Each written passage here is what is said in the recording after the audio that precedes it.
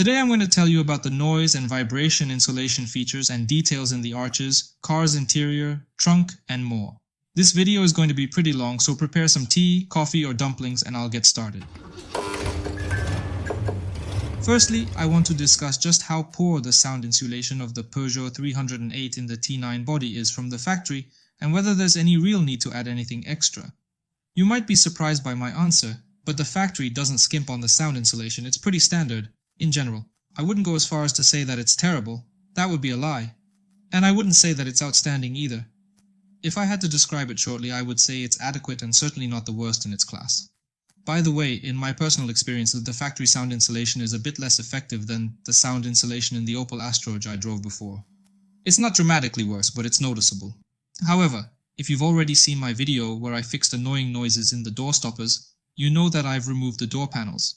And I thought, well, if I've already climbed there, then I can do it once. And okay, now I'll explain. First, I decided to make noise vibration insulation of the wheel arches. I did everything. Drove out. I went to the track. I drove on a country road. I rode in the rain. And you know, I was the result. I'm satisfied. I can't say that the result is super great, but it's definitely noticeable is about the level of good.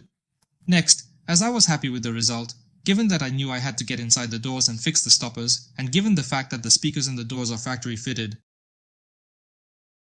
let's just say it's budget friendly, and the sound in the car doesn't suit me, I need to do something with it.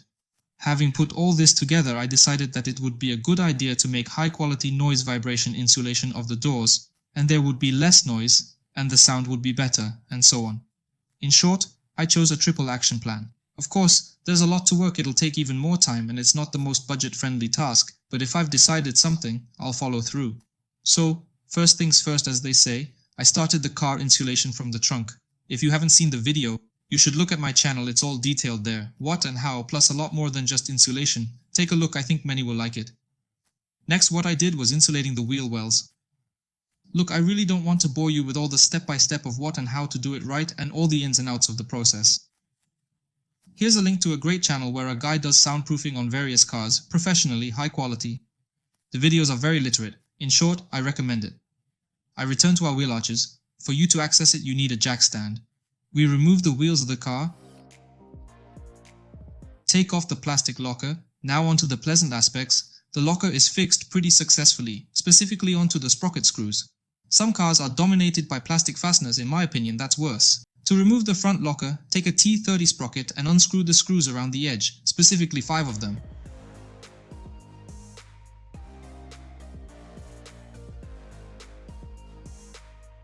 No problems for me. Since the car is relatively young, apart from the screws, there will be 2 more plastic fasteners. Let's see how it goes with them. They could possibly break. They are fragile. I broke one. I installed a non-original that is slightly different in design. After the screws, don't forget to unscrew a few bolts from the bottom that hold the engine guard. There should not be any problems with this either. The only thing is that these bolts are likely to be seriously corroded. I personally replaced them with new ones so I wouldn't have to struggle in the future when removing the engine guard. If anything, the bolts there are M6, I don't remember the length, something around 30 millimeters. And after, we're carefully removing all our lockers, doing everything meticulously.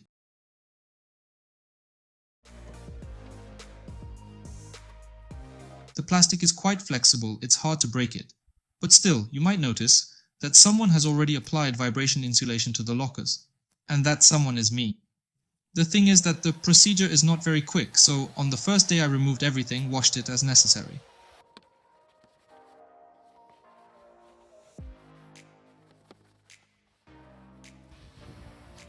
Degreased, applied vibration insulation. I really recommend to degrease with a degreaser because unlike solvent, it does not ruin your paint. After I put everything back together, drove for about a week, I realized that even the vibration insulation on the lockers already gives a result. When I got home, I continued to work. So, we remove the locker very carefully with a brush. We wash it with soap, after which we dry it. Only after it's well dried, we degrease and apply vibration insulation. I will not stop in detail, there's a lot of information on YouTube. How it's done. On the lockers I used M2 noise insulation. 20 sheets of material measuring 37 by 27 centimeters went for 4 lockers.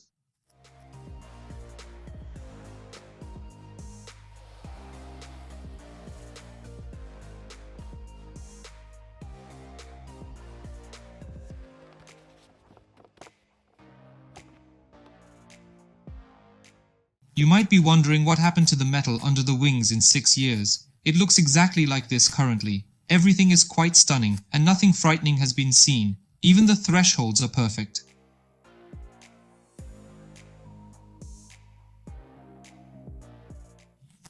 The only point is that in a few spots of spot welding, the paint has bubbled up a bit. Nothing catastrophic, but still the corrosion resistance is excellent.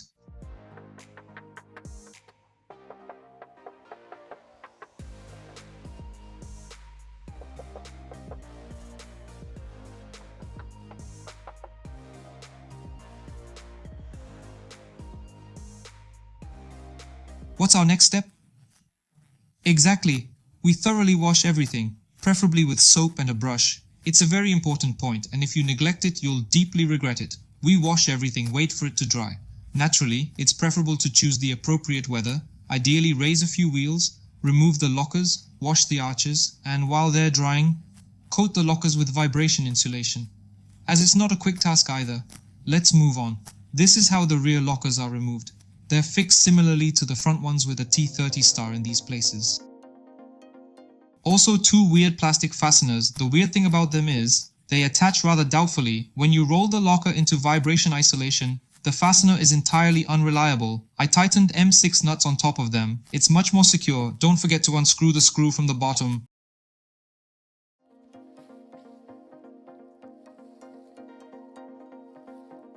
That's it, remove the locker. I am pleased that it is flexile enough. My rear arches are much dirtier than the front ones. But in terms of metal condition, let me remind you, the car is 6 years old. Everything is in its original color. No crime, it's the same as in the front.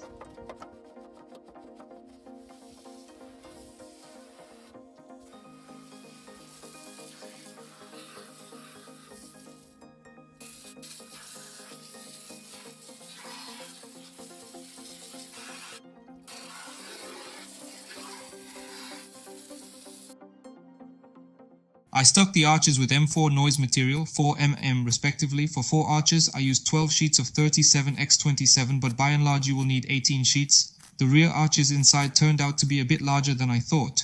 It turned out something like this. Don't be too critical, as they say, I am just learning.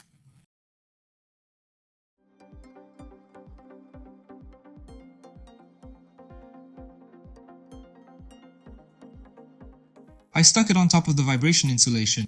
The soundproofing material Comfort 6 is supposed to isolate the interior from noises. The material is very soft and flexible. It sticks hard. Once you stick it, it's over. It only comes off with the material itself. I used 2 sheets of Comfort 6 size 75 cm by 1mm. That was enough for all 4 arches, and even a little bit was left. But 1 sheet will definitely not be enough. You will need 2. Since I wanted to maintain the metal condition for a long time, after completing the soundproofing, I decided to coat everything with lard. Why? Specifically because it's really cheap.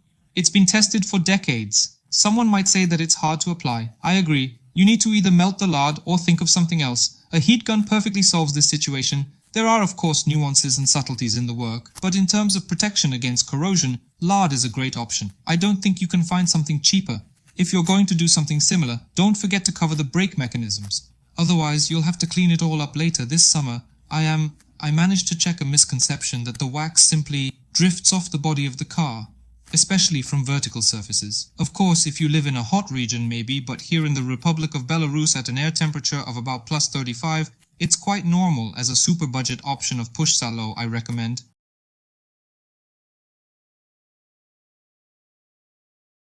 There was some material left over and I decided to make modest vibration insulation of the wings from the outside. I'm not entirely sure if this makes sense, but again, a little material was used, and the sound difference is noticeable.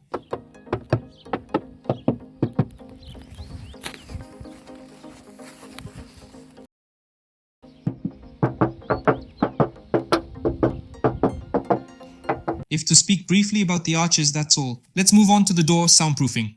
I already have a video on my channel where I fixed the door stops, and everything about removing the door panels is described in great detail there. So follow the link, watch it, and I will continue. Front doors. After the door is removed, we need to access the technological hole. Remove the factory filler. The main thing here is to pry it off from any side, then slowly tear off the factory sealant around the perimeter.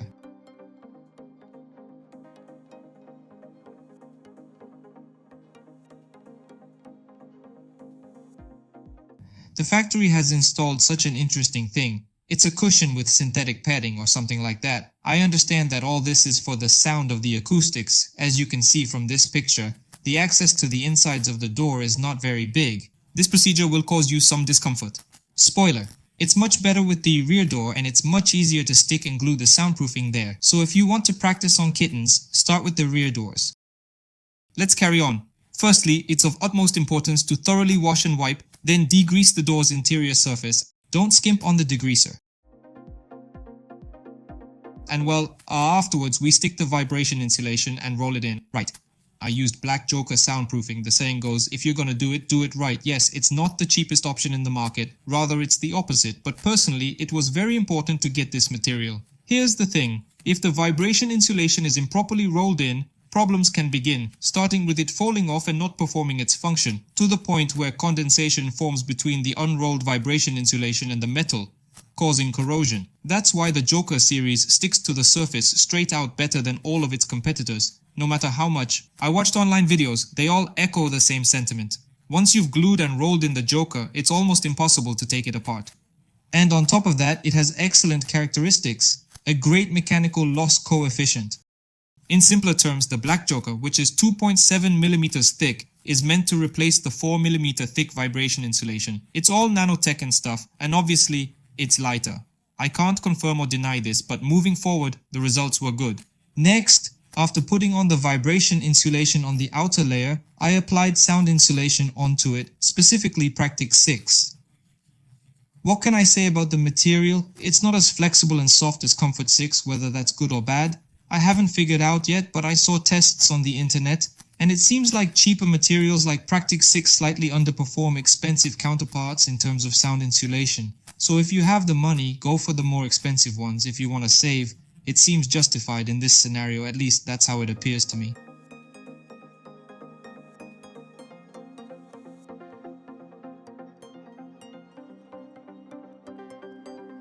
Since I was working on the door anyway and decided to kill two birds with one stone, I applied a special wax-based compound to the door's inner cavity. On a grand scheme of things, there wasn't an immediate need for this, only realized it after I opened it. There is no sign of corrosion underneath, everything is just fine.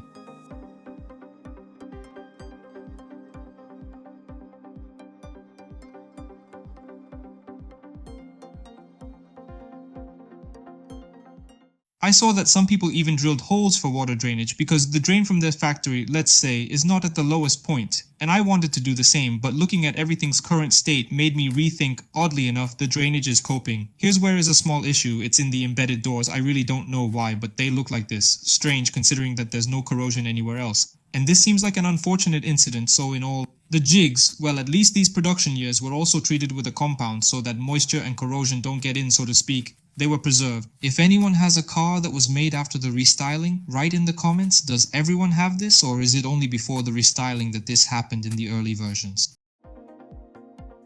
The next layer is again vibration insulation, but already on the inside of the door, the one that is to the cabin, glued the technological holes and so on in small ways, the rest of the space. It is important to understand that there is no point in gluing 100% of the surface. Somewhere on the internet there is information that 30% of the pasted surface already gives a significant result. Somewhere the figure is different, that 70% of the surface is enough for a positive result. The bottom line is this: the outer surface of the door, the one that streets are vibro insulated to the maximum if a second layer of noise insulation is applied to it, as I did. But some only vibration insulation is applied, which by the way also has an effect, it's just not maximum, and you do not mute the entire frequency range of the noise. In short, apply in two layers. Vibrations need to be the maximum where you can climb. If you roll only vibra, then separate pieces on the surface are enough in the most vibrating loaded places. You won't hear the difference between this and that, but in terms of money, it will be noticeable. Furthermore, as I've already mentioned, the original speakers were awful, so I replaced them. I bought Euromolot 165. They fitted perfectly into the factory slots, but I had to drill one hole around the circumference of the speaker. I couldn't connect it to the factory connector, so I had to fiddle a bit with the soldering iron. It's not difficult, there's nothing to it, it will just take a bit more time.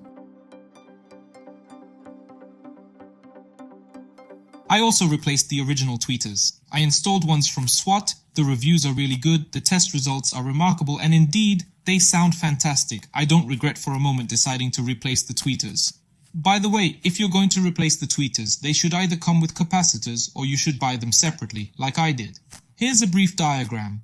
Solder the capacitor, with a rating of about 3.4 microfarads, to the positive terminal as close to the speaker as possible.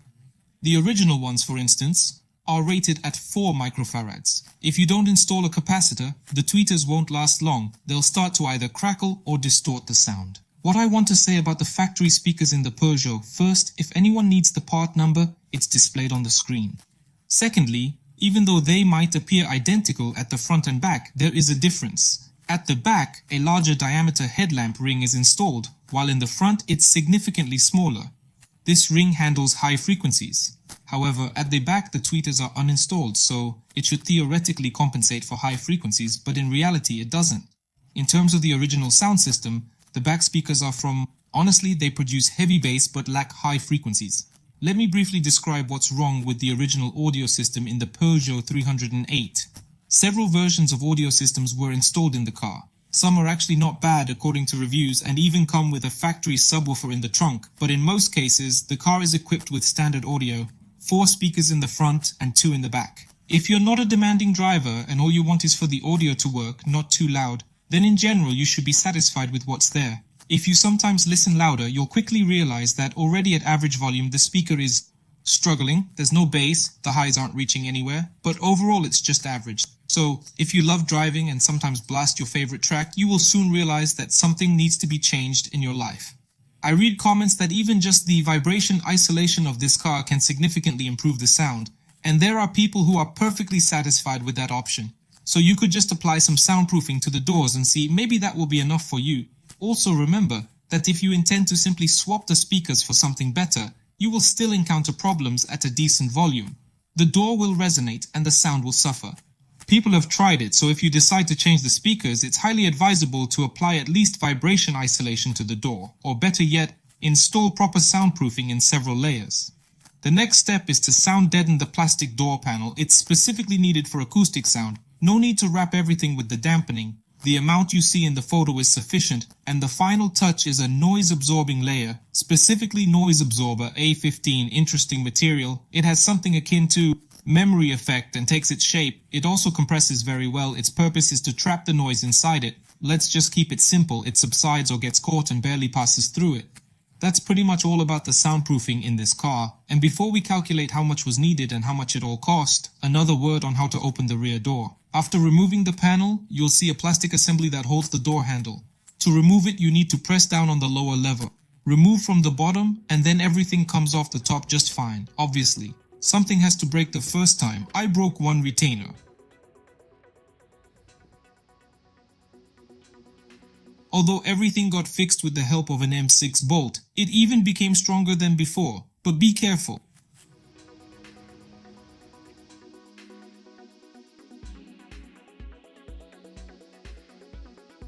So, about the material in money terms. Doors, vibration isolation, Black Joker 2.7 mm, 28 sheets per car. Absorber A15, 2 large sheets for 4 doors. Practic base 8, 4 pieces, and specifics in detail. It's a small roll. I used them around the door perimeter, so there were no sounds. By the way, I found out later a similar band from STP is cheaper, requiring only 3 pieces per door. And if you slice them lengthwise in places, 2 rolls will suffice. For soundproofing, arches together with lockers took 20 sheets of vibration material M2 2mm, 12 sheets of M4, which is 4 mm, and 2 sheets of Comfort 6.